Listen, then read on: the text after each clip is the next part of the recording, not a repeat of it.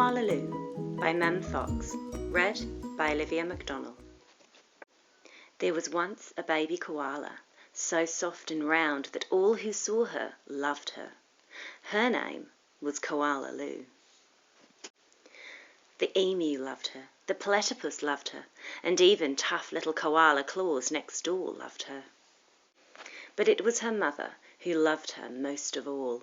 100 times a day she would laugh and shake her head and say, "Koala Lou, I do love you." Whenever she stretched in the early morning sun, or climbed a gum tree, or bravely went down the track all by herself, her mother would smile and say, "Koala Lou, I do love you." The years passed, and other koalas were born, brothers and sisters for Koala Lou. Soon her mother was so busy she didn't have time to tell Koala Lou that she loved her, although of course she did. Every night, as she curled up under the stars, Koala Lou thought about the times her mother had looked at her and said, "Koala Lou, I do love you," and she longed for her to say it again. One night, Koala Lou had a splendid idea. Preparations had begun for the Bush Olympics. She would enter the Olympics. She would compete in the gum tree climbing event, and she would win. And her mother would fling her arms around her neck and say again, "Koala Lou, I do love you." Koala Lou began her training right away. She jogged and puffed and lifted weights and panted. She hung on from a branch with one claw at a time till she ached. She did push-ups till her stomach hurt, and last of all, she climbed the tallest tree that she could find, over and over and over again.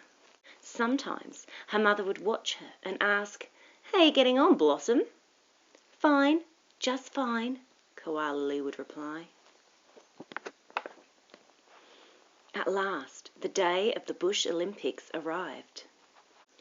Koala Claus had also entered the gum tree climbing, and everyone knew how fast she was, but Koala Lou wasn't scared. She saw her mother in the crowd and imagined her saying again, "Koala Lou, I do love you." Her heart filled with hope. It was Koala Claus who went first. Her climb was a record-breaking 22 meters in 70 seconds flat. The spectators whistled and cheered and wildly waved their holiday hats. "Can I do better than that?" thought Koala Lou. "I must." As she stepped up towards the tree, a hush fell over the crowd. "On your mark," said the kookaburra. "Get set, go!"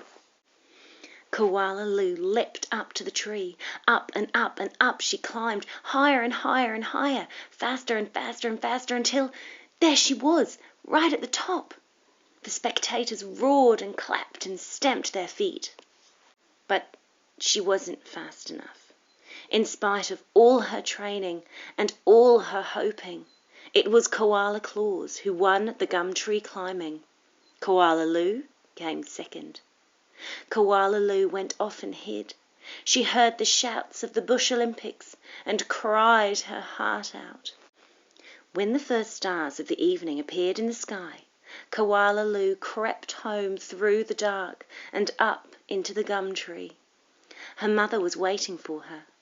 Before she could say a word, her mother had flung her arms around her neck and said, "Koala Lou, I do love you.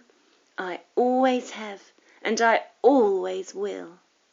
And she hugged her for a very long time.